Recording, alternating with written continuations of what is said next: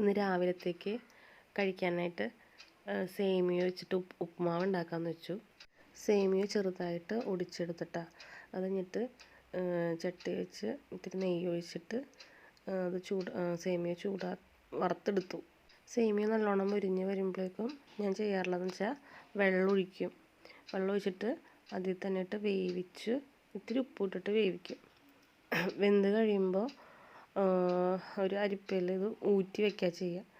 വെള്ളം വരാൻ വേണ്ടി ഊറ്റി വയ്ക്കും. എന്നിട്ട് അതിലേക്ക് കുറച്ച് പച്ചവെള്ളം ഒഴിക്കും. അപ്പോൾ എനിക്ക് ശരിക്കും ഒന്നും കൂടി വിട്ട് നിൽക്കണ പോലെ, കട്ട പിടിക്കാത്ത പോലെ തോന്നും. അത് കഴിഞ്ഞിട്ട് നമ്മൾ സാധാരണ ഉപ്പുമാവ് ഉണ്ടാക്കുന്ന പോലെ തന്നെ കടുക് വറുത്ത് അണ്ടിപ്പരിപ്പൊക്കെ ചേർത്താൽ നല്ലതാണ് കേട്ടോ, പിള്ളേർക്കൊക്കെ ഇഷ്ടം.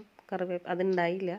കറിവേപ്പിലൊക്കെ ഇട്ടിട്ട് ഇഞ്ചിയും പച്ചമുളകും സവാളയും വെജിറ്റബിൾസ് എന്താണെന്ന് വെച്ചാൽ അതൊക്കെ ചേർക്കാനുണ്ടെങ്കിൽ ക്യാരറ്റ്, ബീൻസും തക്കാളിയും മാത്രമേ ഉണ്ടായുള്ളൂ. അതൊക്കെ നല്ലോണം വഴറ്റിയിട്ട് ഇത്തിരി കുരുമുളക് പൊടി ഇടാറുണ്ട് ഞാൻ. അതൊക്കെ ഇട്ട് പിന്നെ നമ്മുടെ മാറ്റി വെച്ച സേമിയയും കൂടി ഇട്ട് നല്ലോണം മിക്സ് ചെയ്യുക. ഉപ്പ് കുറവുണ്ടെങ്കിൽ അതൊക്കെ ചേർക്കുക. എന്നും ഈ ഇഡ്ഡലിയും ദോശയൊക്കെ തന്നെ വീട്ടിലുണ്ടാക്കാറ്. അതാ പിള്ളേർ കൂടുതൽ കഴിക്കുക. ഇത് ഉണ്ടാക്കൽ കുറവായത്, പക്ഷേ എല്ലാവർക്കും ഇഷ്ടമായി. ഉണ്ടാക്കിയപ്പോൾ വല്ലപ്പോഴും ഉണ്ടാക്കി കൊടുക്കണമെന്ന് ഇഷ്ടമായത്. ഇങ്ങനത്തെ കുരുമുളകും കൂടി ഇട്ട് കഴിഞ്ഞാൽ നല്ല ടേസ്റ്റാണ്. അപ്പോൾ അതും കൂടി ആകുമ്പോൾ അടിപൊളി സേമിയ ഉപ്പുമാവ് റെഡി. സേമിയ ഉപ്പുമാവും പതിവ് പോലെ ചൂട് കട്ടൻ ചായയും കൂടി കൂട്ടിയിട്ട് കഴിച്ചു.